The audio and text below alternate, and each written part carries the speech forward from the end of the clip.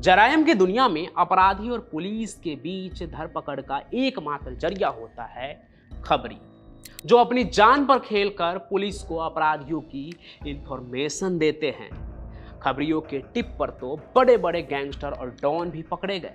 Police अगर 10 minute late नहीं होती ना, तो क्या पता आज दाऊद इब्राहिम भी भारत के किसी जेल में बंद होता, सड़ रहा होता।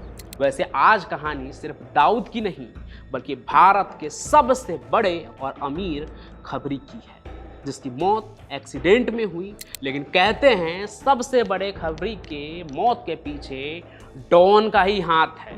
लेकिन क्या दाऊद किसी खबरी को जान से मरवा सकता है?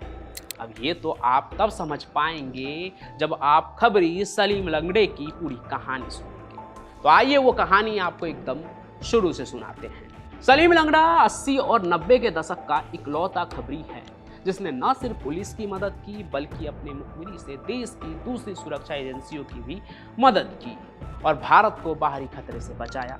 वैसे मुंबई के इस खबरी का असली और पूरा नाम सलीम सिद्दीकी था, लेकिन मुंबई पुलिस और तमाम एजेंसियों के लिए काम करते करते इस खबरी ने पुलिस के इनाम के साथ साथ अनगिनत नाम भी कमाए। कोई उसे सलीम चोर बुलाता था, तो कोई उसे सलीम खबरी। रहने वाला वो कोलाबा का था, लिहाजा कुछ लोग उसे सलीम कोलाबा वाला भी कहकर बुलाते थे। मगर जिस नाम से सलीम ने पुलिस से लेकर पब्लिक तक के बीच अपनी एक अलग पहचान बनाई, वो था सलीम लंगड़ा। वो इसलिए क्योंकि अपराधियों की खबर निकालते वक्त एक दिन एक्सीडेंट में उसकी टांग टूट गई और उसी वजह से वो आगे थोड़ा सा लंगड़ा के चलने लगा और तभी से उसका नाम सलीम लंगड़ा पड़ गया। सलीम लंगड़े के बारे में मुंबई पुलिस में मुखबिरियों के बीच एक कहावत आम थी कि उसे समंदर में छुपी गुनाह की लहरें दूर से दिख जाती थी। मुंबई में उसके नेटवर्क से बेहतर किसी का नेटवर्क नहीं था। अंडरवर्ल्ड हो या फिर नशे के कारोबारियों का गोरख धंधा, यहाँ तक कि मानव तस्करों से लेकर मिलावटी तेल का खेल करने वाले पर भी उसकी नज़र टिकी रहती थी।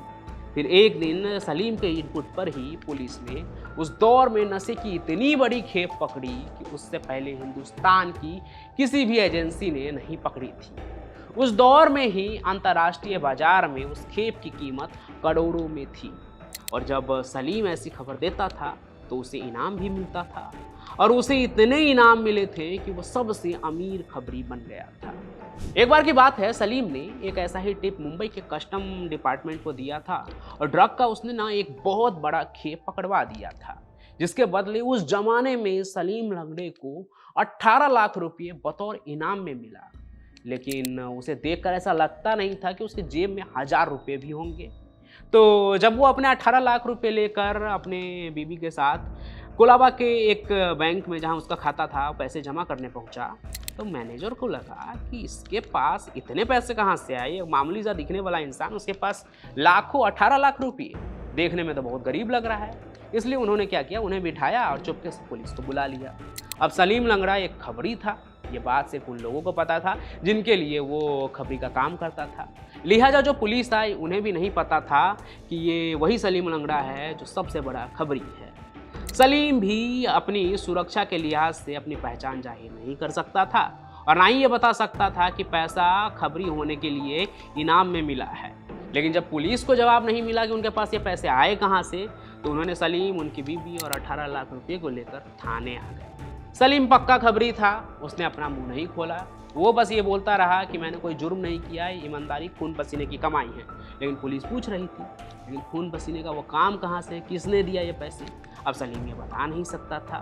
तब पुलिस ने कहा कि या तो देखो तुम बता दो कि ये पैसे तुम कहाँ से लेकर आए हो, क्या कांड किया है तुमने, या अगर ईमानदारी से कमाए हो तो सोर्स बताओ कि इतना सारा पैसा लेकर कहाँ से आए हो। नहीं तो ऐसा करो, तुम जाओ यहाँ से, पैसा यहीं छोड़ो। कुल मिला के सलीम समझ चुका था कि ये पुलिस वाले ना पैसे हड़पने के फिराक में हैं और सलीम भी अपना पैसा नहीं छोड़ना चाहता था। इसलिए वो सुबह से शाम और फिर रात हो गई, लेकिन वो थाने में ही बैठा रहा अपनी बीबी के साथ, वहाँ से हिला भी नहीं।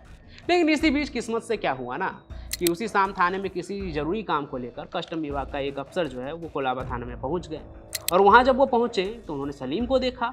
सलीम को देखते ही वो पहचान गए। उन्होंने उससे सारी बात पूछी कि तुम यहाँ क्या कर रहे हो, तब उसने पूरी कहानी बता दी।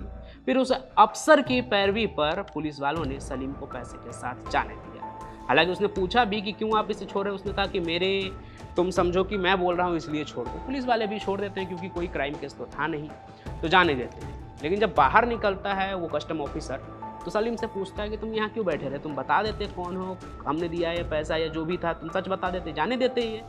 यहाँ पे सलीम लंगड़े ने जो कहा उसे सुनकर वो अफसर भी चौंक गया कि सर मैं बता तो देता कि पैसे कहाँ से मिले हैं, लेकिन जैसे ही ये खबर बाहर आती ना, उसके बाद ना तो मैं सेफ रहता और ना ही मैंने जिस अफसर को ये खबर दी है वो सेफ रहते। अंडरवर्ल्ड और जो नशे के तस्कर हैं उनके नज़र पर हम आ जाते, हम टारगेट पर आ जाते और हम सबका काम तमाम हो जाता है। इसलिए मैंने सच नहीं बोला। तब उस कस्टम ऑफिसर ने उसे कहा कि सलीम तुम एकदम सच्चे खबरी हो। तो कुछ ऐसा ही था सलीम लंगड़ा, जो अपने काम को लेकर पूरा ईमानदार था, इसलिए इस खबरी के धंधे में उसका बड़ा नाम था, लेकिन पहचान बिल्कुल छुपी हुई थी।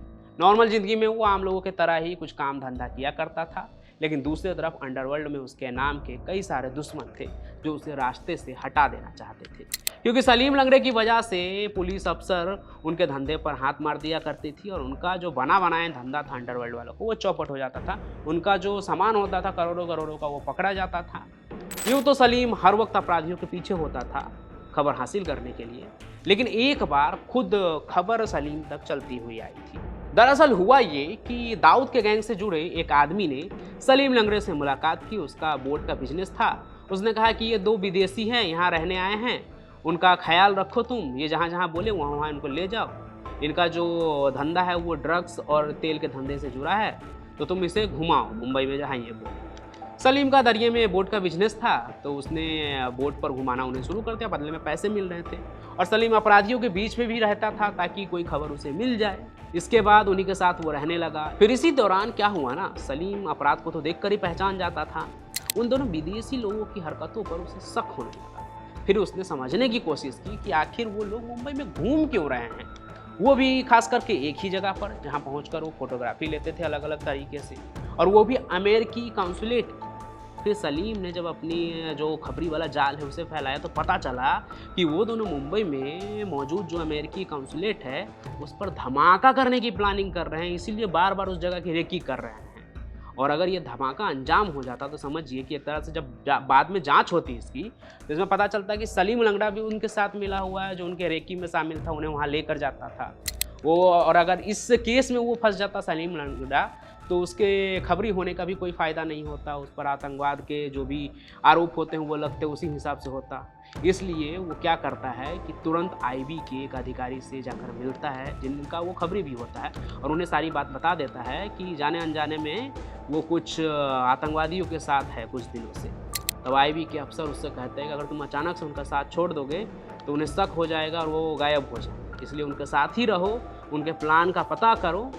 फिर आईबी ऑफिसर जैसा कहते हैं सलीम वैसा ही करता है, और कुछ दिनों बाद आईबी ने दोनों विदेशियों को गिरफ्तार करके उन्हें उनके देश डिपोर्ट करवा दिया। हालांकि ये बात सोचने वाली थी कि जिन लोगों पर भारत में हमला करने का आरोप था, गिरफ्तार करने के बाद उनकी जांच करने की जगह, उनसे पूछताछ करने की जगह उन्हें डिपोर्ट क्यों कर दिया गया।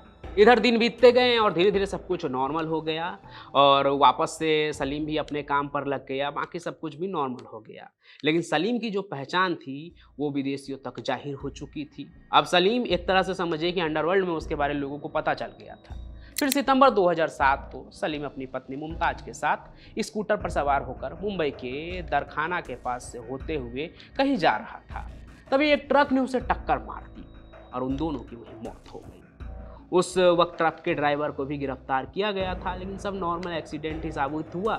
पर सवाल उठते रहे कि सलीम लंगड़े की मौत एक हादसा था या फिर सुपारी की थी, क्योंकि उसके जान के पीछे तो बहुत सारे लोग थे। हो सकता है किसी ने मरवा दिया हो, लेकिन मामला जो है पूरा एक्सीडेंट जैसा ही रहा। सुपारी किलिंग की बात आगे इसलिए भी उठी क्योंकि जिस वक्त यह हादसा हुआ था ना और ट्रक ने सलीम को स्कूटर को टक्कर मारी थी, तो वहाँ मौके पर एक चश्मदीद भी मौजूद था। हालांकि उसे उस रोज कहीं विदेश जाना था, इसलिए वो पुलिस के झंझट में नहीं पड़ना चाह रहा था कि जिससे कि उसकी फ्लाइट छूट जाए, इसलिए वो कुछ बोलता तो नहीं है उस वक्त। लेकिन बाद में उसने एक मेल के जरिए अपनी बात कही कि ये एक सुपारी किलिंग ही है, क्योंकि वो खबर पढ़ रहा था ना बार बार कि सलीम लंगड़ा उसका एक्सीडेंट हो गया, ये एक्सीडेंट है, एक सुपारी किलिंग नहीं है, ऐसे ऐसे खबर छप रहे थे। उसने बोला नहीं नहीं ये सुपारी ही किलिंग है, क्योंकि ड्राइवर ने सलीम के स्कूटर को टक्कर मारा और उसके बाद वो रिवर्स लेकर दोबारा से सलीम के ऊपर उस ट्रक को वो चढ़ाता है। मतलब अगर ये नॉर्मल एक्सीडेंट होता तो एक्सीडेंट होकर वो आगे निकल जाता, रिवर्स लेकर वापस से थोड़ी ना उसके ऊपर वो ट्रक चढ़ाता। मतलब कोई उसे जान से मारना चाह रहा था। उस वक्त सारे खबरियों ने भी अपना चेहरा ढककर एक विरोध किया था, प्रेस कॉन्फ्रेंस किया था कि हम खबरी जान पर खेलकर खबर लाते, अगर हमारी सुरक्षा की बात नहीं होगी, हमारे साथ न्याय नहीं होगा तो क्या होगा। लेकिन वो दिन है और आज का दिन है, इस मामले में कुछ भी साफ नहीं हुआ कि सलीम लंगड़े का वो एक्सीडेंट था या फिर सुपारी की। हालांकि माना यह जाता है कि सलीम के मौत के पीछे दाऊद केडी कंपनी का हाथ है। ये भी सच है कि दाऊद ने कभी अपने मुखबिरों को जिंदा नहीं छोड़ा। जो भी दाऊद के खिलाफ गया उसे ढूंढ कर मारा गया। परदेसी की कहानी तो मैंने सुनाई ही थी कि वो दाऊद के लिए एक सुपारी किलिंग करने गया था, लेकिन जब पकड़ा गया तो उसने दाऊद का नाम बोल दिया। दाऊद की गिरफ्तारी भी हुई थी उसके बाद। फिर उसके बाद दाऊद ने कई सालों तक उसे ढूंढता रहा कई देश में, और जब वो वापस मुंबई आया तो उसे जान से मार दिया। हालांकि इसमें दाऊद का नाम सीधे सीधे नहीं आया, लेकिन सबको पता था कि दाऊद ने ही उसे मरवाया था। तो हो सकता है सलीम लंगड़े की मौत के पीछे भी वही हो।